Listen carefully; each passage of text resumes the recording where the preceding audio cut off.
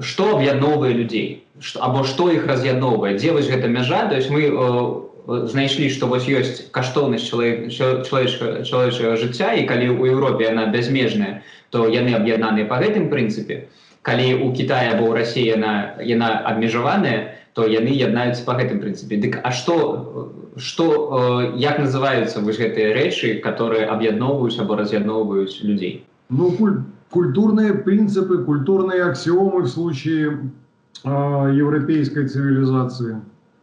То есть аксиома гэта, то есть тое, што мы по дефолту успрымаем, што нават не абмяркоўваецца, правильно? Ну вот смотри, нас же может объединять много вещей на разных этих самых, как членов семьи, как членов клуба меломанов, как мужчин или женщин, или еще чего-то. Но, грубо говоря, что нас делает людьми в социальном смысле, да, это вот этот вот объединяющий культурный базис. Китайцы соглашаются на то, что миска риса лучше, чем личная свобода, а мы соглашаемся на то, что ценность жизни бесценна. А товарищи кацапы ни на что не соглашаются, потому что у них, в принципе, консенсус в культуре отсутствует. Они каждый про себя знают, что умри лучше ты сегодня, а я завтра. Вот тебе еще одна лагерная присказочка. Да? А каждый кацап знает, что лучше ты умри сегодня, а я завтра. Он знает всегда, что это лучше. Окей.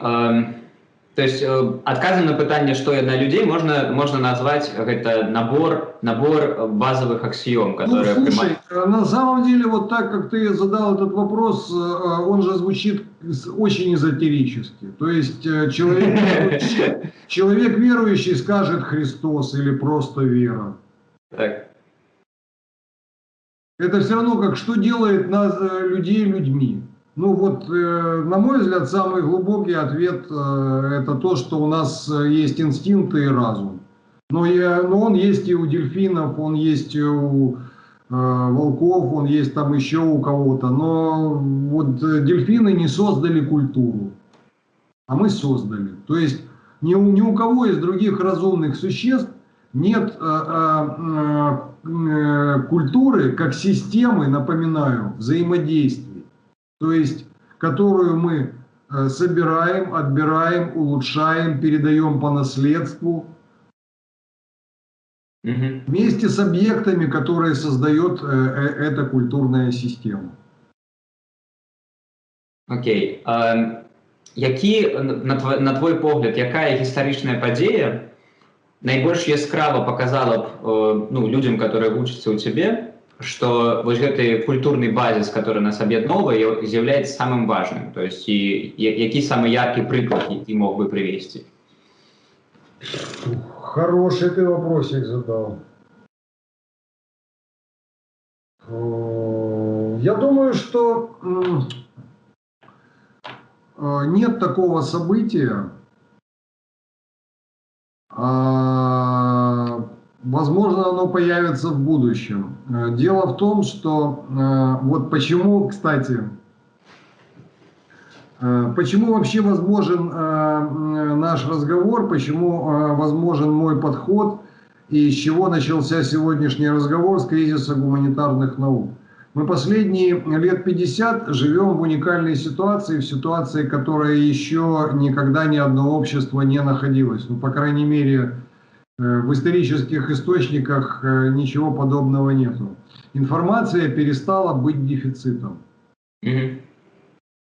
Вот, то есть все, что происходило где-то до 70-х, 80-х годов прошлого века, вот тут, я считаю, закончилась эпоха, которая длилась 2500 лет, начиная с Аристотеля. Мы перешли в совершенно новое состояние, когда информация перестала быть дефицитом, и все, что происходит везде, доступно всем прямо сейчас, без всякой задержки. И поэтому только в последние лет 20, 30 или 40 можно говорить о любом событии, как о событии, которое может повлиять на всех одновременно и с одинаковой силой. То есть, мне кажется, просто в состоянии информационного дефицита, в состоянии информационной задержки, в состоянии информационной неполноты невозможно объективно и справедливо оценивать разные события для разных групп. То есть невозможно сказать, что вот это вот одно событие для всех было одним и тем же.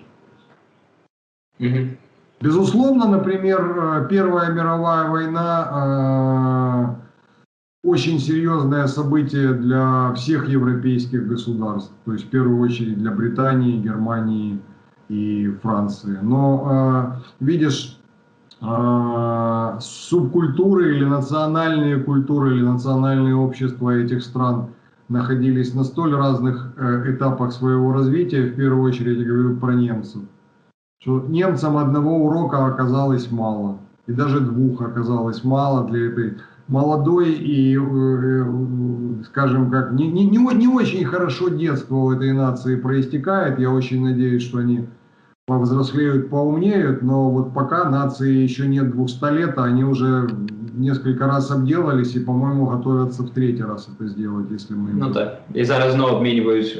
Да. То есть вот можно сказать, я про что тебе, да, и говорю, что то есть, с одной стороны, вот какое эпохальное событие, и явно видны его последствия, и явно именно там о этом великом стоянии на Соме как раз и говорят, как о точке напоминания, точке переоценности важности человеческой жизни, но при этом мы имеем вот этих вот немцев, которые, как такое ощущение, что как будто это не с ними было. Да?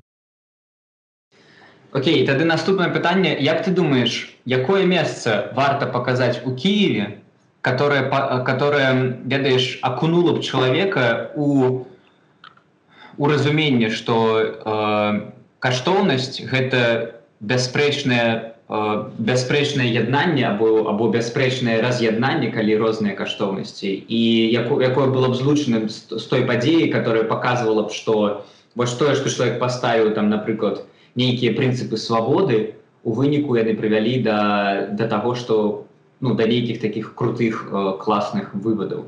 Ну, конечно, аллею Небесной Сотни. Ну, какие тут разговоры могут быть? Ну, так. Аллею Небесной Сотни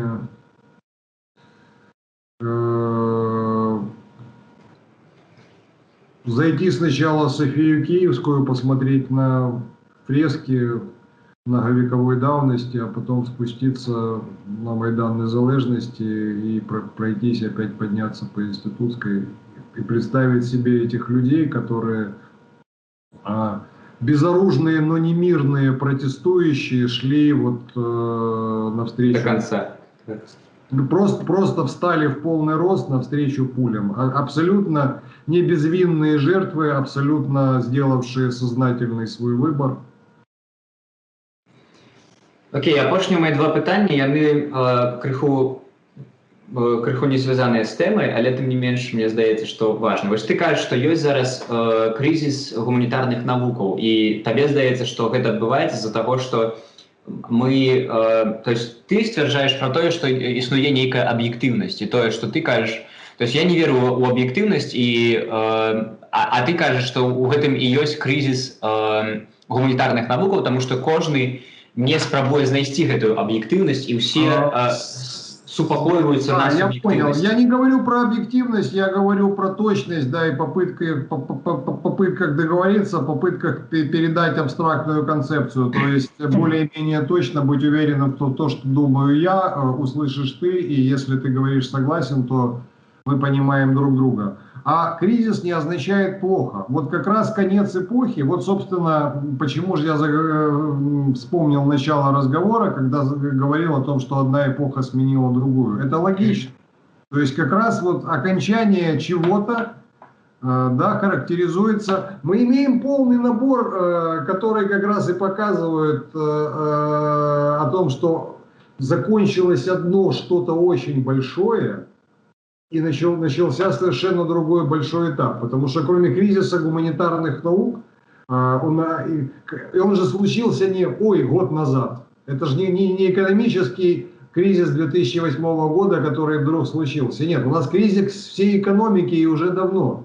И у нас вопрос 2008 года так и не разрешился, потому что до 2008 года все предыдущие экономические кризисы решались естественным путем. Появление или нахождение или создание новых рынков сбыта или новых рынков труда. То есть в идеале и то, и другое одновременно. А в ситуации глобальной экономики в 2008 году мы просто, отложили этот кризис и замели его под сукно. И понятно, что старыми методами мы не отделаемся, потому что для того, чтобы мы вышли из экономического кризиса старыми методами, старой эпохи, нам нужен не необитаемый Марс, а нам нужен Марс, на котором живут марсиане, причем желательно, чтобы их там было несколько миллиардов сразу. Причем, чтобы половина на нас пахала, а половина у нас что-нибудь покупала. То же самое я имел в виду, когда говорил с гуманитарными науками. То есть с гуманитарными науками, на мой взгляд, сейчас происходит то, что происходило с физикой в предньютоновские времена. Когда тоже...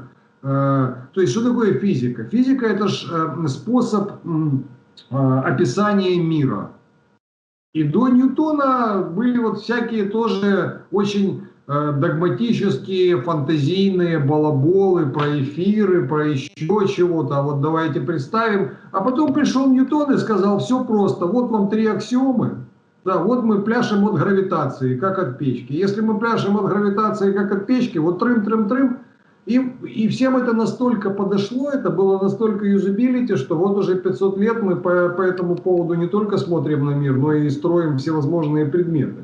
И как оказалось, это перестает работать только когда нам что-то нужно вооружиться там либо микроскопом, либо телескопом посмотреть. А во всем остальном работает. Вот то же самое у нас сегодня, просто сколько можно балаболить обо всем и чем угодно. Мы балаболили, философствовали, культуроловствовали, еще что-то несколько сотен лет. И вот просто, мы уже обговорили все. То есть уже действительно культура, слово культура может означать все, что угодно. Уже философия позволяет самих себя вывернуть наизнанку. Уже не просто постмодернизм придуман, а постмодернизм. И этот кризис, он везде, он кризис демократических институтов тоже, кризис государственных структур, кризис политических систем. Это все неплохо, это просто все означает, это все мелкие подтверждения, следствия того, что мы действительно перестали жить в мире, где изменилась, казалось бы, маленькая штука. Информация перестала быть дефицитом. Окей, апошняе пытанне. Вось ты выкарыстоўваеш такія тэрміны, як кацап, рускі мір, і яны там з-за таго, што яны ставяць сабе мэтай у іх іншыя каштоўнасці, з-за таго яны, можна сказаць, недастаткова развітыя. Табе не здаецца, што вось гэта негатыўнае фокусаванне, то есть ты выкарыстоўваеш такія негатыўныя словы, што ж такое? І яно ў выніку не працуе на добрае. То есть я як буддыст, мне рэжа слых, таму што я стараюся не выкарыстоўваць цэтлікі. То есть мне здаецца, што ярлыкі, я патлумачу, чаму я супраць ярлыкоў. Таму што я, напрыклад, кажу, што Андрей дурак. То есть и гэта такая бирка, которая уже вынесенная при суд. Я понял, я понимаю прекрасно, можешь не расшифровывать. Смотри, а что делать? А что делать в ситуации, когда, да, с одной стороны, то, что ты говоришь, с этим можно согласиться, но я же это использую не как оскорбление, а как техническое определение. Я как раз постоянно хочу подчеркнуть то, что они иные, мы об этом говорили, и напоминаю и себе, и всем. Не то, что они плохие, а они в первую очередь иные, они аномальные. И второе, а мы их так всегда назвали.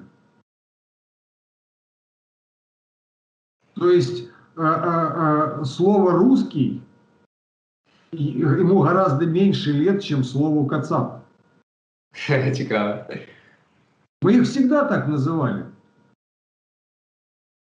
Ну, глядзі, украінцы ж крыўдзяцца, калі іх называюць хахламі, або беларусаў бульбашамі. То есть, як мы можем нормалёва ставиться до того, что ты выкарыстоўваеш? Мне плевать, как меня кацап называют. Ну, это тое ж самае, я калісьці выкарыстоўваў тэрміналогію карысны ідыёт. Я потым зразумеў, што я ў прынцыпе у мяне ёсць надзея, што гэты самы карысны ідыёт стане, ну, у яго адбудзецца нейкае перасмысленне прынцыпаў, і ён перастане працаваць на ворага і стане, ну, стане працаваць разам з намі. Я, честно говоря, некоторое время попробовал, а потом понял, что это маскировка, самообман, и это на самом деле не работает на то, на что мне хотелось бы. Я их начал называть чебурашками в попытках придумать новый термин, технический термин.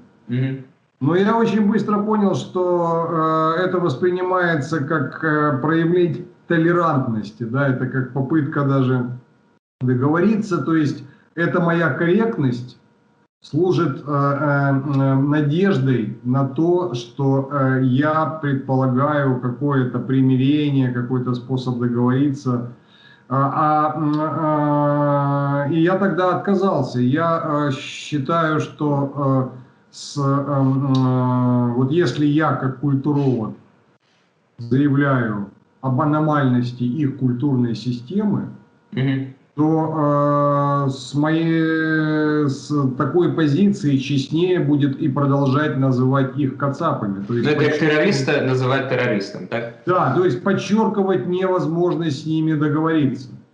Калі яны працягваюць исповедовать вот эту систему каштоўнасцяў. Да. То есть, вот как ты сам сказал, если оно действительно видит, ну, если вдруг произойдет такое чудо, и какой-то кацап действительно поймет, что они инопланетяне, да, что не весь мир устроен по принципу «умри ты сегодня, а я завтра», что действительно бесценность человеческой жизни – это не пустые слова, то он вместе со мной первый закричит: так мы же, блядь, кацапы. Ёлки-палки, да, и схватятся за голову. Они же не хватаются за голову. Они сразу прекращают быть русскими, как только их ловишь на горячем. Они не признаются даже в этом. Ну, они сразу так: а я там татарин, а я там удмурт, а я мокша, или я еще кто-то. І пасля гэтага чалавек, ну, гэты расеец можа пачынаць называць сябе еўрапейцам, калі для яго каштоўнасць чалавечага жыцця. Да, все же начинается с ответственности, понимаешь? Они же говорят все, смотри, да, о гражданском обществе, но при этом, когда речь заходит об ответственности, они же нивелируют слово «гражданин» сразу же автоматически. Потому что гражданин, да, если ты гражданин, почему немцы денационализировались как нация, почему они вместе все, они, по крайней мере, формально согласились, что да, мы тоже к этому причастны, мы граждане этой страны. Так. А тут же ты видишь хотя бы у такой минимальной группы или хотя бы у одного какого-то персонального одного кацапа, который заявляет о том, что я виноват тоже. Я виноват в оккупации Донбасса, я виноват... Ну, Саша Сотник это сказал, Гарри Каспаров. Ну вот назови Каспарова кацапов, я не думаю, что он обидится. Ну так.